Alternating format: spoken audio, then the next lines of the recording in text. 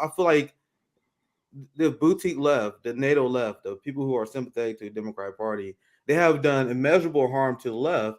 And I want to show you guys this, and this is a great way to start off. And I'm eventually get to the protest regarding shit libs, because I had a conversation with Ryan Grimm earlier today on Twitter. I saw some of that. Yeah. And this is a conversation I am willing to have on his channel, because there's a conversation that his people need to understand, because this is the harsh reality. You guys can speak on this as well. You have Biden, who is moving right on immigration. And they said, well, that hurt him in 2024. That's what they care about. They don't care about the principle and the lie and the fact that he's governing just like Trump. That's what they really care about. Right. So what I said, we'll start this. I'm actually curious of what your guys' thoughts on. Feel free to interrupt. I'm probably going to pass to you guys here soon. I said, push Biden left is the worst age political tactic of my lifetime, and everyone who pushed it should never be taken seriously again. Now, because go ahead, Keaton, if you want to chime in. Yeah, well, I mean, look, there's no moving any of these people in any direction, right? I mean, we've reached a sort of stasis point, and especially when it comes to immigration, the only difference between Democrats and Republicans is how we feel about what's going on at the southern border. That's all it is, right? Under Trump, we're proud to say, stay the hell out. This is our country. We can't have people pouring in. And under Biden, it's, well, we want to treat these people with dignity and respect, but they have to stay the hell out. They can't come in, right? Like, that's the only difference. The only difference is tone. It's how we, the people, are supposed to feel about draconian border enforcement, because under this system, there must be a closed border or a tough border. There must be mistreatment of people at the border. That's the only way to enforce this system that we have. So the only thing that's actually at stake is how the voters feel about it. And that is demonstrated perfectly. That's why you have these sort of log jams at the border where they had that migrant center fire in Juarez, because we are turning people back, and all of these migrant centers south of the border are becoming overrun. And why are those migrant centers becoming overrun? Because more people are coming up. Why are more people coming up? Because they think that Biden's going to be nicer to them than Trump was. And then they get there and they find out he's not. And that creates a crisis south of the border. So no, there's no pushing left. There's no pushing anywhere. Absolutely. Well said. Go ahead, Russell. CJ, anything you guys want to add before I move on? I'll let Russell chime in.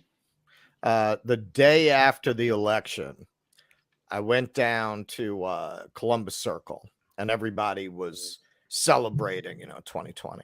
And I went up Amsterdam Avenue, which goes up the Upper West Side. So this is really shit lib homeworld, right? And they're all out there having brunch. They're having brunch. And I took a bunch of pictures of them having brunch. And I put up the pictures. I was like, man, they didn't even wait. They're back. They promised they'd go back to brunch.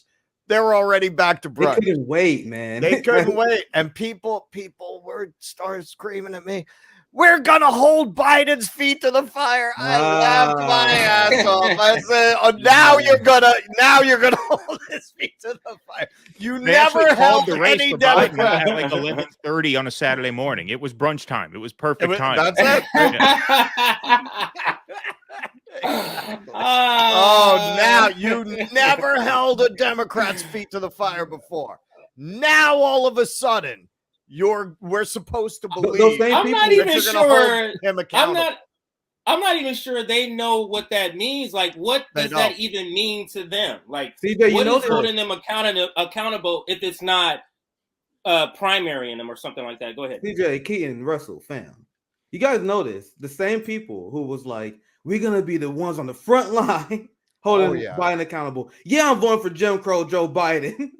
One of the most anti-black, destructive, working-class politicians in my lifetime. But don't worry, we're gonna hold him accountable. Those people are the number one people who do nothing but repeat January 6th hysteria, attacking Republicans all the time. Exactly. They're now full-time DNC operation PSYOP operatives now, because all they do is attack Republicans. That's all they do. They talk about Tucker Carlson. They talk about Ben Shapiro. And the last thing they're talking about is the stuff we cover, the corruption going on in Ukraine, how Biden is actually funding the border industrial complex more than Donald Trump and Republicans. They're not even covering this. And Marianne Williamson was asked about her corruption by Jordan, and she was like, what corruption? I have economic disagreements. He's not corrupt. And CJ, I got something for you guys later. I don't know if I got time for it today, but they had the full interview between David Schroeder and AOC that dropped today. Oh, I have not seen it yet. David Schroeder was like, why you vote with Biden at 91%? He brought up all the bad things that Biden has done, including the Willow Project. He like this Willow Project is bad for Biden, right? And then she couldn't even really bring him to criticize him. She said, like, yeah, this is disappointing. They did this. But on the other hand, the reception to our criticism has been positive. Oh, wow. What the fuck this is the thing. Whether it's... I'm sorry, I'm pulling the segment, but go ahead, Keith. That's ridiculous. What does that mean? They didn't threaten your relatives this time? Yeah, no. I mean, whether it's the Willow Project, whether it's immigration, right? This idea, and you talk about the boutique left, the NATO left, right? You talk about just the sort of duopoly left as opposed to the post-duopoly left, right? I think that's a very good way of framing it, right? They have it in their head that progressives are going to make the Democrats pay for fucking them. Oh, now, because you moved right on immigration. You crossed the Brianna Joy Gray audience is coming for you now. Like, what the fuck? They're not going to do shit. They're not going to do anything. Whether it's the Willow Project, whether it's the border thing, they're not going to hold them accountable for fucking anything. And this is the real flaw with organize harder. Well, yes, because the misunderstanding that people like Bree have and people like Sirota have is that the voters are actually on the progressive side, and it's just a matter of organizing them and mobilizing them. But I'm sorry, no, the voters, especially Democratic primary voters, very much resemble the guy with the cowbell and the guy who pulls the fucking bullhorn out of his ass, right? Like, that's the majority of Democratic voters. That is their mindset. So no, unfortunately, I wish they were right about this, obviously, but they're not. The evidence bears out that they are not right about this. The voters are not on our side. The voters, by and large, Democratic primary voters especially, are fucking dumb as shit. And that's just a fact, right? I wish that weren't the case. And by the way, I don't mean all voters. I mean a subset of voters that vote in Democratic primaries, 70% of whom trust the mainstream media. That's all you have to know about them. Right. And, that's why I think that's part of the reason why that clip that Russ put up sort of went semi-viral, because that exposed a certain contingent of voter for what they are. Right. Those people were a very sort of comical and exaggerated version of the mainstream Democrat voter, but they're not of a different kind. Yeah, you're talking about blue MAGA, like the standard Democrat. Yeah, exactly. And this is what me and CJ talk about. Like, who's the person that watches more than Joe? Me and CJ watch it for kicks. That shit's funny. Funny. And we ready to roast them. I watch the statement. I can't wait. I'm gonna see what statement I can roast on here. But there are people who tune into more than Joe and think like, yo, this is legitimate reporting. I go on the top of the line reporting here, right? They cannot think those that. people. Not a lot, right? But I think those are people that Keenan are talking about. I view those no differently than the people you see at like those Trump rallies. Like the red blue game has destroyed and fried the minds of a ton of people. I have an anecdotal story, and it just happened yesterday. It just happened yesterday for Easter. Okay. My mom is I'm here. Forgot I was here. I guess I'm gonna tell the story a little low here. So, I'm in my mother-in-law's apartment now too, because there's kids at my place, so I changed for this too. Exactly. So there is a target demographic that they go to, and I think my mom, is part of that demographic. An older person, retired. Really has a lot of free time, so a lot of that time is spent watching the news because they're thinking I'm staying abreast of what's happening. That's what they think. I'm staying abreast, and I came here yesterday. She was like, "Yeah, that DeSantis," and I was like, "Oh my God, no, my mom." No, I mean, there's plenty to. The point is not that DeSantis is not horrific. The point is that DeSantis is not the only one who's horrific. And so all of my family gatherings always lead up to political conversations. This is how it's always been, even before, like, I was doing podcasts. It always leads to political conversations. And I just tried to break it down for, some of my kinfolk. My sister was here, her boyfriend and some other people was here.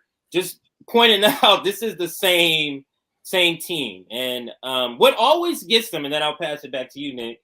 What always gets them, though, is when I say, take Amazon. When Amazon donates to Republicans and Democrats, do you think they have a different plan when Democrats are in office than when Republicans are in office? Or do you think it's the same plan that two teams are just executing for the same company? And then that's when they were like, oh, well, and they move on to something else. So, but that's what happened yesterday. Just a little anecdotal story to say there are people that are really buying some of this stuff. There are really people that are buying. The celebrities help, but go ahead, Russell. I think a lot of the older people, they never got it in their head that this shit is not Walter Cronkite anymore. I'm not saying the news was perfect then. Absolutely. But before Reagan deregulated it, they treated the news as part of fulfilling their public service requirement in exchange for licensing the public airwaves. So they left it relatively independent to be about news and not about a profit. They didn't see the news as a profit center for the network. That all changed during Reagan. But these boomers, they don't see that change because it was the frog in the pot of water. My father is like a character out of a Tom Waits song, man. My father lives at the track. He trains racehorses. He's I woke up at the track. That's my dad, man. You talk to my father. Well, the parliamentarians said they can't do it. I go, Dad, do you realize these people wouldn't piss on you if you were on fire? They don't know people like you. Right. They don't give a fuck about people like you. You're like a joke to these people. Why are you defending him? But he's even a guy like that. He's from that generation where they respect these institutions and they haven't evolved their understanding. They don't realize this is not what they grew up with anymore. They don't get it. Well, think about it, Russell. Think about the era when government was working.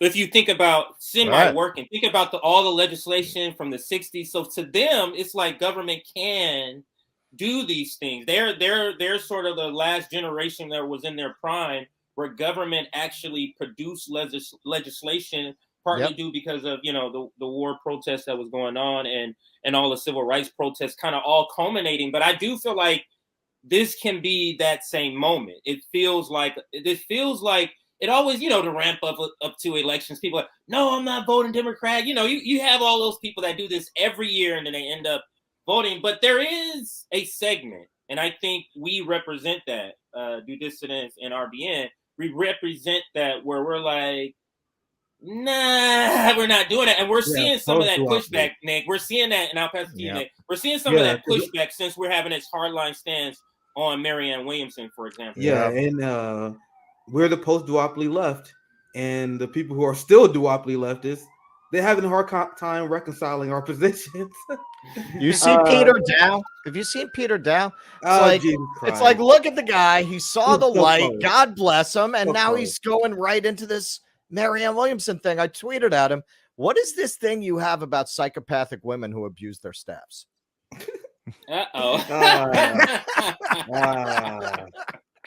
Sniped him. And we retweeted him too on RBN, just pointing out, and I think it's something to the effect of the PMC member also coming out. And if you notice, these are all her friends from Kyle to Crystal to Bree to Vanguard who want to be her friend, but maybe she just kind of petting him on the head. To Steven, I forget his name, but the guy involved with the Shell or Chevron, to that guy, to Donziger, I think his name, Donziger, to now Susan Sarandon is not, but you notice Susan Sarandon is not coming out. Go out and support her. She just kind of retweeting her shit because it's her friend. So you have all these people in media or celebrities that are coming in and helping her out to sort of manufacture the very small support she has. I'll pass it back to you, Nick. I know you had something to bring up. Go ahead. Yeah, so this is the facts that the people who supported the strategy of coalescing behind Biden 2020, who gave me and Rome hell, after Super Tuesday. This is why I got a chip on my shoulder. Still salty as hell about the shit a lot of these people gave me when they was obviously wrong. Like they was so arrogantly wrong about their strategy and theory of change. Like people like Bosch was making the argument that if we fall behind the Democratic Party, they'd be more receptive to progressive change. How does that make sense? Terrible strategy. It's terrible. And I was being gaslighted to death by the people. That's why I had a hard divorce. And that's why I'm out and open, refusing to let these people forget this, because there needs to be a reckoning. And there has not been a reckoning over the state of the progressive movement, the state of the working class, that these people had. RBN, we didn't have a platform the last 10 years. We wasn't in meetings with politicians. We didn't found the Justice Democrats. Whose strategy led us to this position where we are at right now? Is it RBN? No, it was the TYT left. It was the Ryan Grimm left. The people who have access. This is the strategy. They won. Their strategy was implemented. They was paid. And now we see the result of that. Keen, I know you want to try to. If you guys interrupt me, I won't be mad. I'm just. No. That's fine. No. I mean, it kind of goes back to what I was saying earlier. That there is, I mean, the heading of the video, and you guys have mentioned it in the past, the Bernie Sanders industrial complex, right? And I feel like the indie media ecosystem that emerged from that 2016 campaign, at least most of it, not all of it, obviously, but most of it is invested in perpetuating what I feel, and I would assume you guys feel the same way, let me know if you don't, is the misconception that we actually have a progressive movement, that we actually have real momentum in real numbers. This isn't to say there aren't some people out there doing their best. There's very encouraging things like Shama Sawant, Chris Smalls, right? That's all real. Right. I don't want to like discount that. But TYT, Majority Report, Kyle, Humanist Report, all these shows really want to put in the audience's mind that they are part of something. And of course, how do they remain part of something? They continue to watch their shows, right? It just feeds them the same narrative. It's a very similar model and MO to corporate media, to the MSNBC, right? MSNBC convinced their viewers that they were hunting down the Trump-Russia smoking gun, right? And if you guys just stay tuned, we're going to find it, right? We're part of something. We're moving towards something. Turns out they had nothing. Same thing here. I watched that fucking joke ash of the leftist mafia. I mean, I can't believe that shit. I don't know how you get 7 people in a Zoom meeting, not an ounce of self-awareness between them. How do you not realize how irrelevant you are? How do you not realize what a nowhere road this is? But all they have to do is create a narrative in the mind of the audience. That's all they have to do. And that's all these outlets are doing. And I think what you guys are doing and what we're trying to do is more challenging than that, but it's ultimately more rewarding than that because we're telling the truth. And the God's honest truth is I don't know if there is a way forward. I don't know if we're going to dig ourselves out of this. We might not. I would rather tell my audience that than try and gas them up over some bullshit Marianne Williamson campaign or moving Biden left or dirty break or this or that. Like, ultimately, what are we doing if we're not being honest? And the honest truth is this country is probably over. It's probably done with. And that's just the reality. Now, that's not to say there aren't causes worth taking up. Nick, you obviously spoke at the Shama launch. I think that's a wonderful thing. Mutual aid, the stuff that Rome is doing, that's a wonderful thing, right? I'm not saying, as a lot of people say, give up and do nothing, right? But let's just be honest with ourselves and our audiences about where we are and the state of this so-called movement that does not exist in most of these cases, except on the various YouTube channels of the people running them. Yeah, and I'm actually going to speak on this because that's a concept that the professional managerial class never even consider. How do we survive the upcoming collapse? Late stage capitalism. Right. Or just waiting every 2 years for an election? Well, they refuse. Is that going to save us? Go ahead, Russell. They refuse to admit that possibility because they're still living large themselves. They're still living well. That's a big part of it. So really, at most, and they'll never admit that, at most, they think it's going to happen to the peasants. They think they're not the peasants. They really need to pay attention to ChatGPT because when the system doesn't need them either, It's going to throw them overboard too. And that day is coming a lot faster than they realize. Legal contracts are really dependent on your memory of legal precedent. Who's going to do that? A person, or is AI going to do that better? AI already codes better. A lot of these PMC jobs are going away in the next few years, and they haven't even begun to consider that possibility.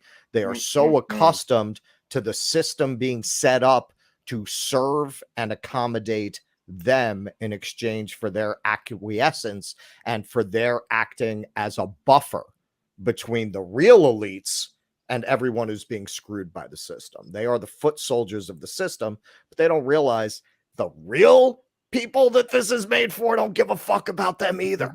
As soon as they don't need them, they're going to toss them right overboard. It's the reckoning. People see the failed strategy, and they're mostly in RBN and you guys and Jimmy have been forcing this conversation of this reckoning on these people that led us off a cliff. These people who advocated for pushing Biden left, and this is the result. And among many, he took COVID relief funds, sent to the police. Yeah, this headline right here: Biden is moving right on immigration.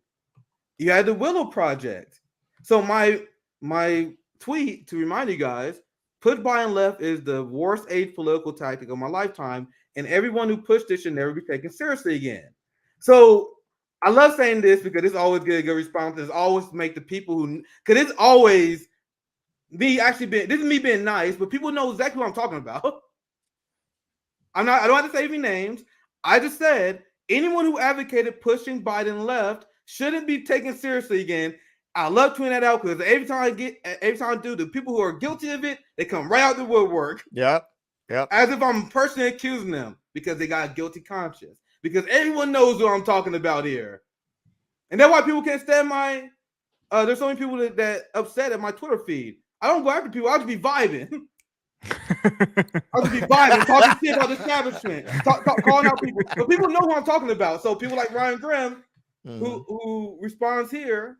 Because he may have friends that did this, or maybe know people that did this, or may endorse the strategy. But he says, serious question: what is the purpose of mass politics if not to shape conditions in order to push politicians left, or is there some other trick? So what he's saying is, yeah, I know we put this dumb strategy where if we're gonna pledge our vote for Joe Biden, and some reason he's gonna turn to progressive 40 years in the game. I saw stuff.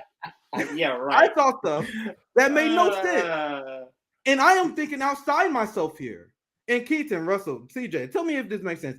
If you are to my right, because I can do it either way, and you agree with voting for Joe Biden because Donald Trump is the worst thing democracy ever seen, but you are progressive, you're a quote-unquote socialist, but you got Trump derangement syndrome. Why is it a good strategy for you 6 months before the election to make Twitter posts, make videos, selfie videos? Well, I'm talking about, I know I don't like Joe Biden, but I pledge my support for Joe Biden. I'm gonna bite the bullet and I'm gonna vote for Joe Biden. And I saw people tweeting this out May of that year. Right. And I'm like, what sense does that make? You pledging your support to a party without making any demands whatsoever. So Democrats in the establishment, they see that, they're like, oh, that's easy. Right. Easy money. Right. So if you guys know what I would do if I was more shit libby and I fell for Trump derangement syndrome, if I was a Bernie bro who wanted to vote for Joe Biden, I would be like, no, I ain't voting for Joe Biden unless we get Medicare fraud. You better support defund, right. Please vote, end the wars. I will never vote for Democrats. I will never vote for Democrats. Then right when the election comes out, God damn it. Right. Leave that shit to the grave. What? And I'm asking you, like, what benefit does it have for our movement, for the people, which like all the TYT leftists, all the progressives, all the Bernie people, they keep making these tweets declaring their support for Biden.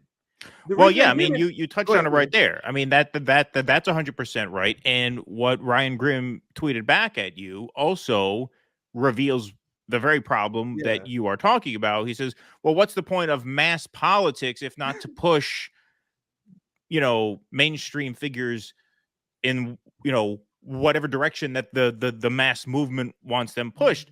Well, the obvious question there, the obvious follow-up is, what mass politics are you talking about? What mass movement are you talking about? There is no mass movement. If you wanted to bet, you had an opportunity for a mass movement. You had 1 million people volunteer for the Bernie campaign, and then you had Barack Obama make a couple of phone calls to a couple of candidates, and poof, that all went away. Now, it didn't have to go away. If Bernie had held out, if Bernie had actually led that mass movement outside of the jurisdiction, shall we say, of the DNC, but he chose not to do that. He chose to endorse Joe Biden in mid-April. In fact, I think it was April 10th. I'm pretty sure it was 3 years ago to the day. You could feel his balls shrinking up the second Super Tuesday was over. But he just absolutely movement is what I'm saying. Like there went the opportunity for mass politics. Right. So what are you talking? What mass? Show me the mass movement. What, the fucking Intercept email list is a mass movement? Like what? Where is it? Where is it? It's nowhere. It's nowhere. It's a mass movement that never talks to workers. It's a mass movement that never plans and gets all of their millions of followers out. It's a mass movement that votes for Ukraine. It's a mass movement that does everything to show you they're not progressive, but they keep saying, "Come on, man, don't blame us. We just trying stuff." And that's kind of like what Ryan Grimm is doing here. He's trying to pull the AOC argument of, my bad. We were just trying things. We're trying different things. Right. And it's as if the working class, the poor, has infinite resources like they do. And it's almost like it's to the point where they know they're not actually trying to solve problems. Because if you are canceling Shama Sawant, if you're about workers, why are you canceling Shama Sawant for? You're about workers as long as those workers are for the Democratic Party. That's a different conversation. And all these people who push workers, like the Crystal Balls, the Nina Turners who do this too, the Jan Perlmans, workers. They're literally talking about workers as long as they're talking about the Democratic Party. Yeah, people who organize with Democrats. Go ahead. Well, I think that's one of the reasons why he defended the squad so vigorously against Shama. That's why that debate, I think it was the Brianna Joy Gray show, whatever it was, went pretty viral. Yeah. Because look, I mean, he is maintaining the idea. Look, there's the sense amongst these people that the squad, for all their failings, is the best we've got. They're the best we can do. And so, and here's where the divide really sets in. Because they're the best we can do, we must invest in them, and we must spin this narrative that progress is possible through them. Because the alternative, which is that progress is not possible, it's not possible. We've lost. We are in despair. We are in collapse. That is not a palatable narrative to consumers of their media, right? Yes. They don't have working class consumer bases. So the idea that this is all fucked and it's all going to hell, they can't sell that to their subscriber list. They can't. Whereas I feel like they can't be out drinking a latte. You're like, this shit is going to hell. They're like, wait, exactly. But that's the main point, because when you actually cultivate a working class audience, working class people can deal with despair. Working class people live in despair. They live in despair. And so it's not this terrifying thing to think that everything is going to hell. It's not scary. It doesn't turn off a working class audience the way it does a progressive, more PMC oriented audience, which is the kind of audience that these creators and these writers build on platforms like The Intercept or TYT, right? I mean, that's once again where their bread is buttered. And so there are certain narratives, certain red pills that are just too strong for their consumers to take. And so they can't feed it to them. Therefore, AOC, it was an error in judgment to vote to break up a rail strike. Oh, they fell for it. They thought the Senate was going to pass it. Well, wait till you see your new talking point. They're young. Hey, they're young. They're learning. Give them 20 years. Stay subscribed to my magazine for 20 more years, and we'll teach AOC to get the votes right. That's the narrative that works. It's the narrative that keeps them in business. This is why I want Ryan Graham to I had no interest in having him on show. But he need to invite me on his show so I can explain this to his audience. It's better for you to invite me on your show so I can explain this to you guys. People are dying. How many people have died since the start of the Bernie movement because they didn't have health care? I don't have health care. I'm fucking winging it. I'm like, damn, hopefully my years of training and eating were right before my later age is paid off. That's my plan, guys. But what's the plan for the person who's just gone homeless? My brothers, by the way. My cousins who's struggling right now. I have a relative, I'm not going to say who they are, whose wages are garnished right now, who's struggling because they have medical debt. We had to loan them a lot of money. The family pulled the money together so they can help feed themselves. They took all their check away because of medical debt. All right. It's literally traumatizing. So the question that people like Ryan Graham, people who survive right now, think they don't even cross their mind is, how do we even survive day to day, let alone elections? You see how Ryan Graham immediately go to election. What about survival, Ryan? Meanwhile, Ryan Graham and the Bernie Sanders industrial complex, they are still in 2015 because Ryan Graham is a millionaire by pushing this strategy. You guys understand? So here's my response. I hyped it enough. He said, so what's your plan to, he said, so you plan to withhold your vote in 2020. What next? He already knows. So I said, building a third-party movement by engaging in mutual aid, direct action, and this is the important part because this is talking about survival, showing that we are here for the workers. The people are struggling. We shouldn't waste our money propping up the careers and the book tour of Marianne fucking Williamson. How about showing up the people communities, supporting Tour for the Poor, and build a third party based upon that? Focus on survival, showing up and providing for people material needs as capitalism is continuing to fail. Then take those people who are fired up, because this will happen every Tour for the Poor, every time we organize that worker strike back. People are fired up, and you build connections, networks, and you build your third party that way, putting in the work. Right. And there are a lot of people respond like, "What does that mean?" Well, yeah, because the language they speak. Look, I mean, I've said this a few times. They are invested in building narratives, and they need big macro narratives. They need dramatic story arcs to sell their content. That's what they need. They need the presidency. Mutual aid is wonderful for the people receiving mutual aid, but carrying a case of water to East Palestine, Ohio, or to Flint, Michigan, so that people who need water there can drink water, that's a very, very noble thing to do. It's certainly 1,000 times more noble than donating to the Marianne Williamson presidential campaign, but it doesn't build the kind of story arc that a presidential campaign builds. And because these people don't actually have real skin in the game, this is all very low stakes to them and the people they deal with on a day-to-day basis. They are invested in selling their audience a big dramatic story. They need a story. Mutual aid does not tell the same kind of story as a presidential campaign. A presidential campaign is an epic struggle. It's a saga with chapters, and there are debates, and there are press conferences, there are developments, twists and turns. Mutual aid is that sort of very sort of tedious, slow drudge work that makes a real difference to people, but it's not as chock full of conflict, right? It's not dramatic, right? Like, what would an audience want to watch? Would an audience want to watch Rome build his library, or would an audience, a TV audience, want to watch Marianne Williamson debate RFK Jr. and debate Joe Biden? That's what this is. This is entertainment. It's TV. It's storytelling. And storytelling relies on conflict, and a lot of the stuff you're talking about is just real work that takes real time, but it just doesn't deliver that same drama, that a lot of these outlets crave. And the thing you were talking about, Nick, about the very real struggles of people, family members and things like this, like that struggle is, it's scarier in a way for people who are experiencing it, but it's also less scary in another way for people who are living it. Like, yes, practically speaking, physically, like materially, it's terrifying to be homeless, right? But conceptually, if you're homeless, you know what you're in for. You're experiencing it every day. There's a sense that you can manage it, even though it's awful.